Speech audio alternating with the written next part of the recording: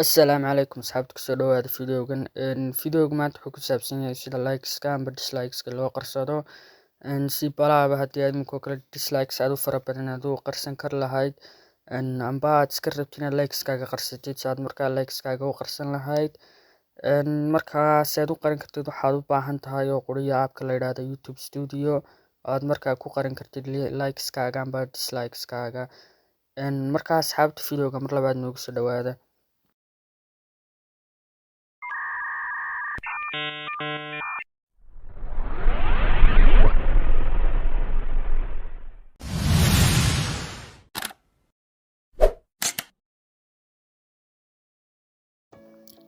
Asxaabta markaa videogan ayaan rabaa inaan idinku siiyo tusaale ahaan ugu dambeeyay videoyadan soo dhigay.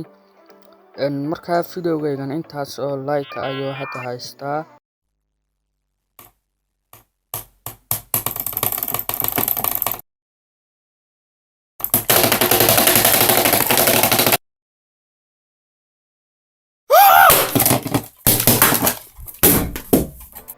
Markaa si aan uga bedelno sidaan hore u sheegay waxaan u baahanahay YouTube Studio-ha. Markaa YouTube Studio markaad soo furtid sidan ayuu kuugu soo baxayaa. Kadib videoga ayaad dul qabanaysaa aad markaa rabtid like-giisa inaad qarisid.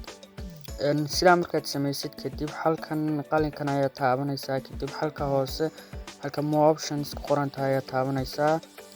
Kadib halkan ay ku qoran tahay show how many views like this video halkaas ayaad saacada ka qaadaysaa.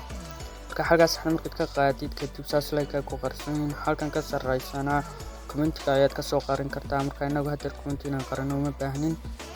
Markaad sidaas soo samaysid ayaad halkaas saxda ka soo qaadid kadib halkan sare ayaad save dhahaysaa. Halkan sare markaad save dhahayid kadib aad YouTube ku laabatid videogii aad markaa videogii refresh garaysid kadib videoga sidan ayuu kuugu soo baxayaa oo like way qarsoon tahay. Markaa haddii aad rabto like inay dib kuugu soo baxdana sidii hore unbaad samaynaysaa meesha ayaad ku noqonaysaa. Kadib halkii ayuunbaad sax soo saaraysaa kadib like-taada oo dib kuugu furmay. Asxaabta markaa videoga intaas ayuu noogu egyahay.